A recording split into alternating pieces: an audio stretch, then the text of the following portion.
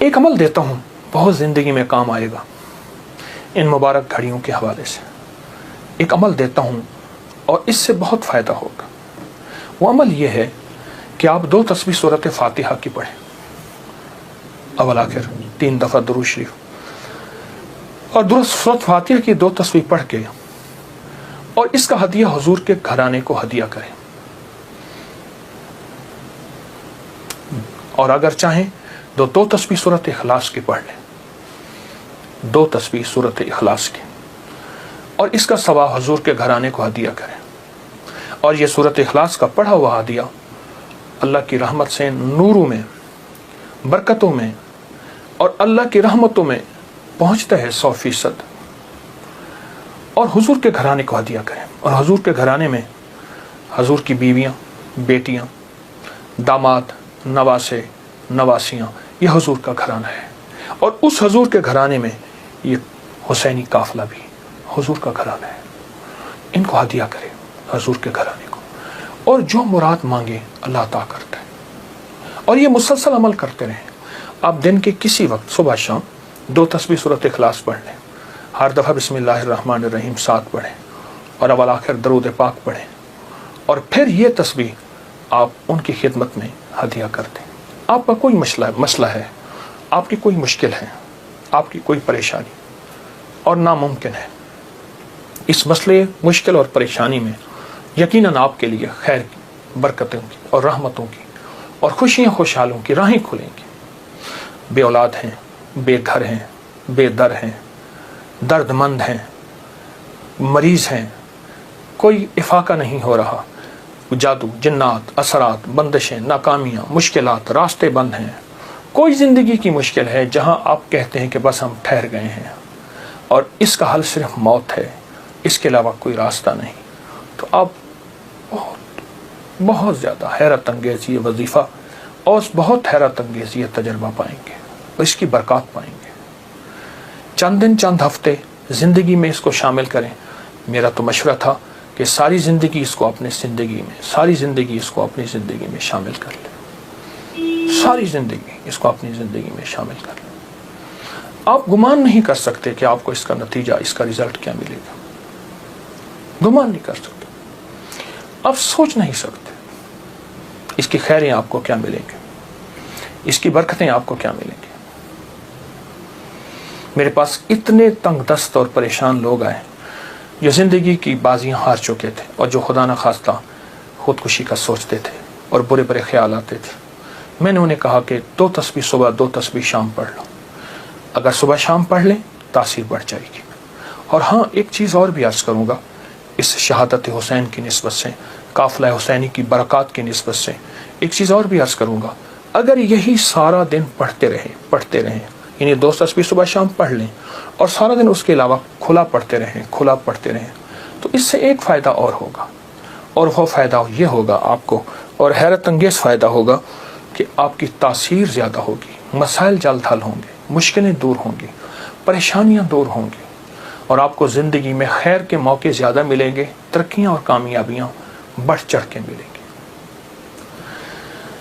ان ہستیوں نے اللہ سے مانگنا سکھایا ہے، اللہ سے لینا سکھایا ہے، اور اللہ کے خزانے بھرے ہوئے ہیں.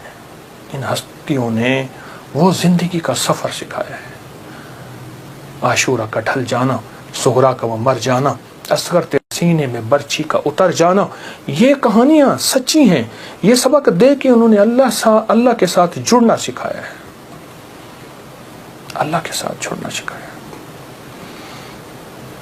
اور وہ ایک پیغام دے کر گئے ہیں کہ خیال کرنا، گردش ایام جو بھی آئے، عروج ہو یا زوال ہو، موسم موافق ہو یا نہ موافق ہو، زندگی کے سفر میں اللہ کو نہیں چھوڑنا، اور اس کے راستے نہیں چھوڑنے، اور اس کی سچی راہیں نہیں چھوڑنی، اور وہ سچی منزل نہیں چھوڑنی.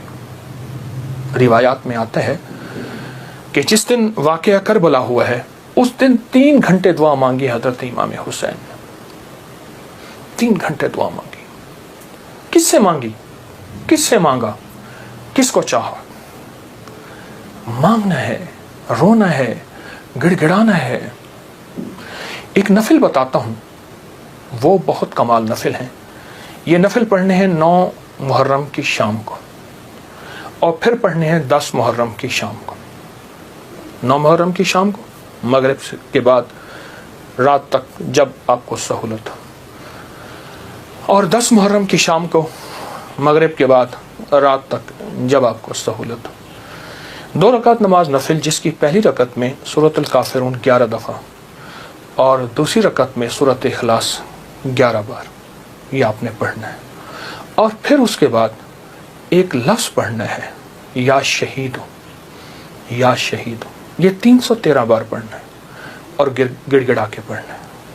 اور اب تک جتنے بھی شہید ہوئے اللہ کی محبت میں، انبیاء جتنے بھی شہید ہوئے، انبیاء شہید ہوئے، اور اہل البیت، اصحاب رسول، اور خاص طور پہ قافلہ حسین، ان کی شہادتوں اور اللہ کے ہاں ان کی مقبولیت، محبوبیت، اور اللہ کے ہاں ان کی مقبولیت کو سامنے رکھ کے اور اپنے مسائل کا تصور کرنا ہے۔ یہ نفل ان لوگوں کے لیے ہیں، یہ نفل ان لوگوں کے لیے ہیں جو کسی ایسی بیماری میں مبتلا ہیں جس کا تعلق خون سے ہے، دل سے ہے، جگر سے ہے، ان 3 چیزوں سے ہے۔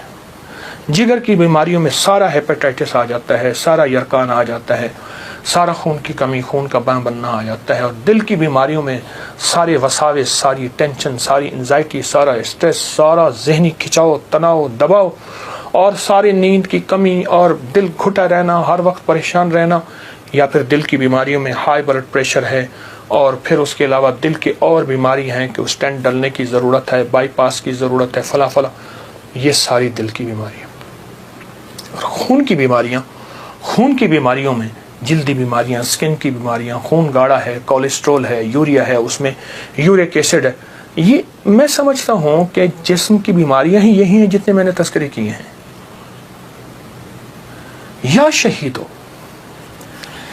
شہیدو پڑھیں گے اور ڈوب کے پڑھیں گے 313 دفعہ، سال میں 2 دن ہے سارے۔ اولیاء سے یہ بات ثابت ہے، جو عمل بتاتا ہوں میرے عمل کے ساتھ سند ہوتی ہے، حوالے ہوتے ہیں۔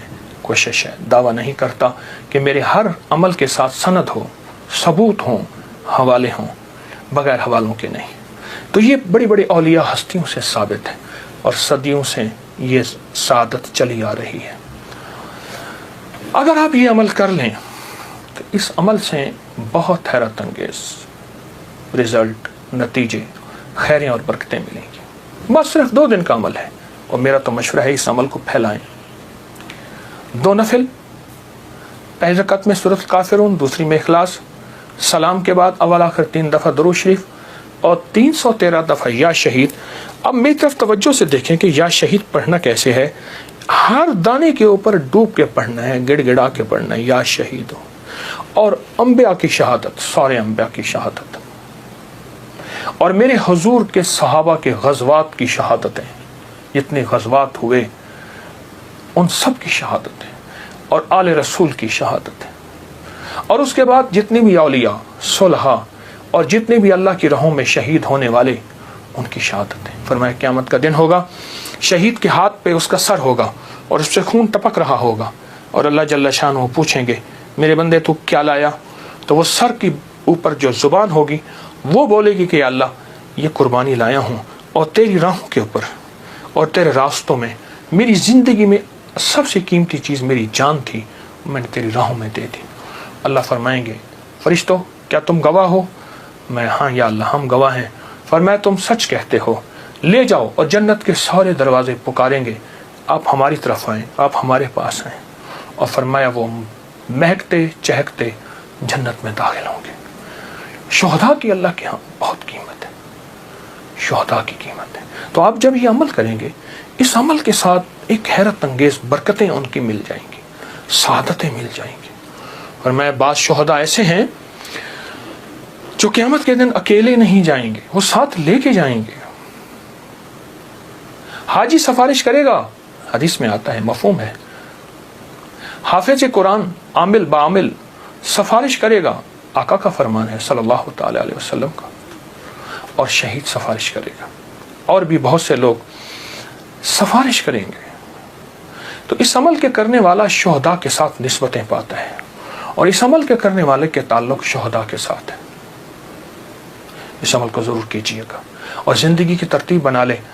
9 اور 10 محرم کو اس عمل کو کبھی نہ بھولیے. سحری کا ایسا وقت جس وقت لوگ کھا رہے ہیں، کھانا کھاتے ہوئے پہلے نفل پڑھنے دعائیں قبول ہوتی ہیں. اور جب آپ پریشان ہوں اور آپ کو کسی سٹینڈ پہ کھڑے ہیں، ٹیکسی نہیں مل رہی، گاڑی نہیں مل رہی، جہاز نہیں مل رہا، اور آپ بے چین ہیں، آپ کو سخت بھوک لگی ہے، سخت بے چین ہے، اس وقت صبر کریں، دل ہی میں دعا مانگیں، قبول ہوتی ہے. قبول نہیں ہو رہی، سوچیں دینے والے کی کمی نہیں، میرے لینے میں کمی ہے. بار یہ دعا پڑھتا ہے جو ابھی میں بتا رہا ہوں، جو مانگتا ہے قبول ہوتی ہے.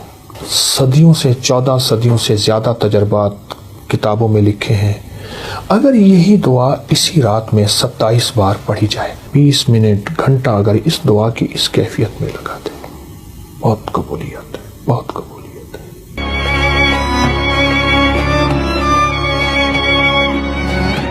اذان کے بعد دعا قبول ہوتی ہے. اذان اور اقامت کے درمیان جو وقت ہے، اذان اور اقامت کے درمیان جو وقت ہے، یعنی اقامت سے مراد اذان ہوئی، جماعت کھڑی ہوئی، اس وقت جو دعاؤں کو قبول ہوتی ہے. اقامت جب ہو ہوتی ہے اور اس وقت قد قامت الصلاۃ، قد قامت الصلاۃ پڑھیں، دل ہی دل میں مانگیں، دعائیں قبول ہوتی ہیں. فرض نماز کے بعد دعا قبول ہوتی ہے. سحری کا ایسا وقت جس وقت لوگ کھا رہے ہیں، کھانا کھاتے ہوئے پہلے نفل پڑھنے دعائیں قبول ہوتی ہیں. اور افطاری کے وقت ایک دعاؤں قبول ہوتی ہیں، لیکن عمل بھی بتاؤں گا. سورۃ مائدہ کی ایک آیت ہے، اللہم ربنا انزل علینا مائدۃ من السماء تکون لنا عیدا لاولنا وآخرنا وآیۃ منک وارزقنا وانت خیر الرازقین. جو یہ آیت 11 دفعہ پڑھے گا دعائیں قبول ہوں گی. سبحان اللہ. والدین کی دعائیں قبول ہوتی ہیں، کسی مضطر بے چین کی دعا قبول ہوتی ہے. اور جب آپ پریشان ہوں اور آپ کو کسی سٹینڈ پہ کھڑے ہیں، ٹیکسی نہیں مل رہی، گاڑی نہیں مل رہی، جہاز نہیں مل رہا، اور آپ بے چین ہیں، آپ کو سخت بھوک لگی ہے، سخت بے چین ہے، اس وقت صبر کریں، دل ہی میں دعا مانگیں، قبول ہوتی ہے. کیونکہ مضطر بے چین کی دعا قبول ہوتی ہے. سبحان اللہ. اور آپ اگر سمجھتے ہیں کہ ہماری دعائیں قبول نہیں ہو رہی، سوچیں دینے والے کی کمی نہیں، میرے لینے میں کمی ہے. میری کہاں کمی ہے؟ کوئی ایسا گناہ ہے جو میں نہیں چھوڑ رہا، جس کی نحوست مجھے دعاؤں کے سامنے آ کے کھڑی ہو جاتی ہے. کسی کی بد دعا ہے، کسی کی تکلیف ہے، کسی کا ایسا نظام ہے جو میری دعاؤں میں مجھے تکلیف دے رہا ہے، اور میری کوئی خطا ہے. اس لیے فرمایا، میرے حضور فرماتے تھے، میں 70 بار روز